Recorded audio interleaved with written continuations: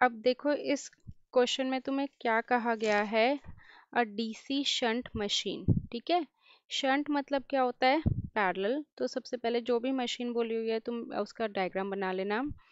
ज़्यादातर तुम्हारे numericals shunt पे ही आते हैं, 90% तुम ये मान लो। शंट मतलब क्या है, पैरेलल, जिसमें क्या पैरेलल है, आर्मेचर और उसकी फील्ड वाइंडिंग आपस में कैसे कनेक्टेड होती है, पैरेलल कनेक्टेड होती है। ओके, अब यहाँ पे हमने सप्लाई दी प्लस माइनस। अब एक केस होता है तुम्हारे पास मोटर का और एक केस होता है तुम्हारे पास जनरेटर का। दोनों ही केसेस में हमें बनाना है, क्योंकि एक क्वेश्चन में क्या बोला हुआ है, जनरेटर भी बोला हुआ है और मोटर भी बोला हुआ है। तो मैं दोनों के ही केसेस के लिए डीसी शंट मोटर और जनरेटर बना रही हूँ, क्योंकि दोनों की डायरेक्शंस में डिफरेंस है। तो दोनों की करंट में भी क्या आ जाएगा, डिफरेंस आ जाएगा। तब यहाँ पे हमारे पास क्या है, plus minus voltage V, plus minus voltage V जो हमने सप्लाई दी है। अब मोटर है, मोटर के अंदर करंट जाएगी, राइट। तो मोटर के अंदर करंट जा रही है I, और आर्मेचर के भी अंदर ही जाएगी IA, और इधर फील्ड वाइंडिंग के भी अंदर जाएगी। ये शंट में कनेक्टेड है तो इसके लिए इसको करंट को हम ISH से डिनोट करते हैं। ये वाला केस किसका है, जनरेटर का। जनरेटर में हमें करंट मिलता है तो करंट बाहर जाएगी, आर्मेचर से भी करंट बाहर आएगा। बट फील्ड वाइंडिंग के हमेशा अंदर करंट जाता है, क्योंकि तुम्हें बताया था मशीन की कंस्ट्रक्शन में कि हम इसे टेम्परेरी मैग्नेट बनाते हैं, और टेम्परेरी मैग्नेट के लिए हमें क्या देना पड़ता है, करंट देना पड़ता है। तो ये टेम्परेरी मैग्नेट वाली फील्ड वाइंडिंग है। ओके, यहाँ से अगर मैं इस वाले पॉइंट पे केसीएल या नोडल एनालिसिस लगाऊंगी, तो हमारे पास मोटर के केस में क्या आ जाएगा, I A is equal to I minus I S H. Okay, और अगर मैं जनरेटर के केस में लगाऊंगी तो क्या आ जाएगा, I A is equal to I plus I S H. तुम देख सकते हो कि यहाँ से आर्मेचर करंट निकला, कुछ इधर गया कुछ इधर गया, और यहाँ पे आर्मेचर करंट अंदर जा रहा है। इसी तरह हमारे पास जो ईएमएफ इक्वेशन होती है वो मोटर और जनरेटर के केस में डिफरेंट होती है। ईएमएफ इक्वेशन मोटर के केस में कितनी होती है, V minus I A R A, और जनरेटर के केस में कितनी होती है, E is equal to V plus I A R A. तो तुम्हें मेनली क्या याद करना है कि इस केस में क्या करते हैं, माइनस करते हैं, और इस केस में हम क्या करते हैं, प्लस करते हैं। ठीक है, इसमें हम आर्मेचर करंट निकालते हैं और इसमें हम ईएमएफ निकालते हैं। तो ये बेसिक सी चीज़ है कि ये किस पे एप्लीकेबल है, डीसी शंट मशीन पे। न्यूमेरिकल तुम्हारा शंट पे ही आएगा, तो तुम्हें ये चीज़ें याद रखनी है। क्लियर। अब आ जाते हैं हम क्वेश्चन पे। क्वेश्चन में इन्होंने क्या कहा है, DC shunt machine connected to 250 volt. मतलब जो यहाँ पे वोल्टेज है, वोल्टेज की वैल्यू कितनी दे दी, 250 volt they the. Supply has an armature resistance of 0.12। Armature resistance मतलब हमारे पास किसकी वैल्यू है, आर्मेचर रेजिस्टेंस आर ए की वैल्यू कितनी दे दी, 0.12। कि ये हमारे पास आर्मेचर है, आर्मेचर के अंदर कुछ ना कुछ रेजिस्टेंस होगा और हमें यहाँ पे इसकी वैल्यू भी चाहिए। आर ए की वैल्यू कितनी दे दी, 0.12, और वोल्टेज की वैल्यू कितनी दे दी, 250 वोल्ट। तो यहाँ पे हम मेंशन कर लेते हैं कि इसका रेजिस्टेंस है 0.12। फिर इन्होंने क्या दिया हुआ है, resistance of the field circuit. Field अगर शंट है तो शंट फील्ड वाइंडिंग हो जाएगी, मतलब आर एस एच की वैल्यू दे दी 100 ओम। अगर यहाँ पे सीरीज की बात करते हैं तो वो सीरीज वाइंडिंग की वैल्यू हो जाती 100 ओम। क्लियर। फील्ड मतलब कि शंट है तो शंट वाइंडिंग है, आर एस एच की वैल्यू, और सीरीज है तो आर एस सी की वैल्यू होती। अब इसमें हमसे क्या पूछा हुआ है, find the ratio of the speed as a generator to the speed of a motor, and the line current in each case is 80 ampere. Line current मतलब इनकी मतलब है कि टोटल करंट, ये टोटल करंट यहाँ पे कितना है, 80 एम्पियर, और यहाँ पे भी ये कितना है हमारे पास, 80 एम्पियर। हमें क्या निकालनी है, स्पीड निकालनी है, राइट। क्लियर। हमें स्पीड किसकी निकालनी है, बताओ। स्पीड रेशो निकालनी है, ठीक है।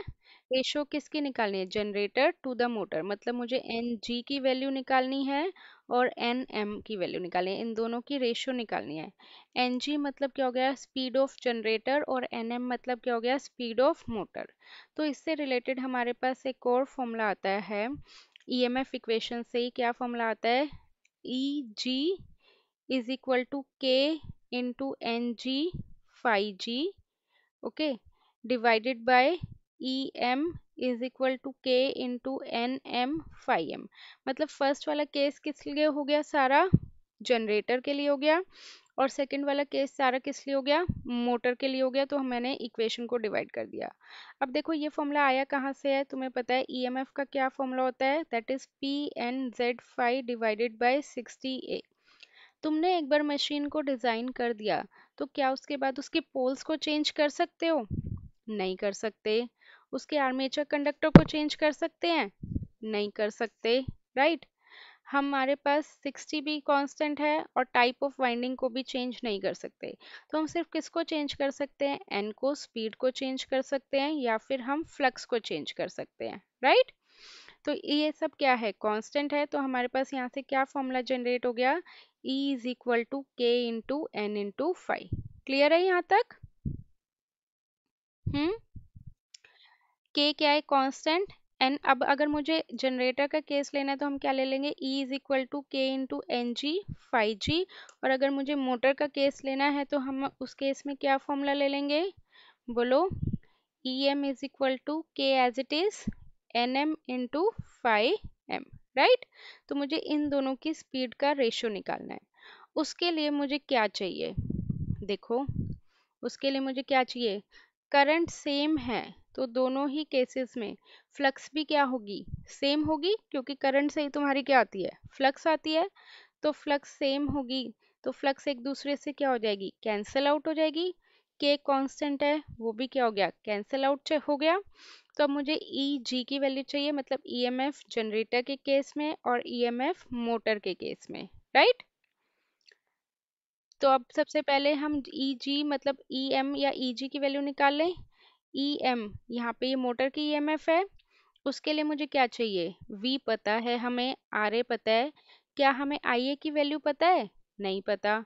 तो IA के लिए हमारे पास ये वाला फॉर्मूला है, IA is equal to I minus I S H, right. IA के लिए I कितना है, गिवन है 80 एम्पियर है, माइनस ISH नहीं गिवन है क्वेश्चन में। बट तुम्हें पता है ये दोनों क्या है, पैरेलल में है। और पैरेलल के केस में वोल्टेज क्या रहती है, सेम रहती है। अगर यहाँ पे 250 वोल्ट है तो यहाँ पे भी वोल्टेज कितनी होगी, 250 वोल्ट ही होगी। तो इस केस में ISH क्या हो गया हमारे पास, V डिवाइडेड बाय RSH। तो V कितना है 250, RSH कितना है 100। तो यहाँ से हमारे पास ISH की वैल्यू कितनी आ गई, अकॉर्डिंग टू ohms लॉ हम लगा सकते हैं ना, V is equal to I R. R पता है 100 है, V पता है 250 है, तो ISH कितना आ गया कि इसमें कितना करंट फ्लो हो रहा है, दैट इज 2.5 एम्पियर, राइट। तो 2.5 एम्पियर ISH की वैल्यू पुट करके हमारे पास IA की वैल्यू आ जाएगी। अब ये 2.5 है और ये 80 है, तो IA कितना हो गया हमारे पास, बोलो। 80 में से 2.5 माइनस कर दे तो IA में कितना जा रहा है हमारे पास, 77 पॉइंट। तो यहाँ पे हमने IA की वैल्यू पुट कर दी, दैट इज 77.5। इसको सॉल्व करेंगे तो हमारे पास EMF की वैल्यू आ जाएगी। EMF की वैल्यू क्या आएगी मोटर के केस में, that we got 240.7 volt. This is the case of motor, okay. Similarly, we can calculate it for generator as well.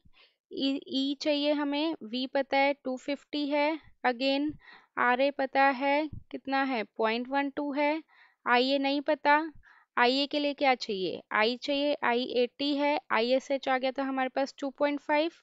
तो इस केस में IA कितना आ गया 82.5, राइट।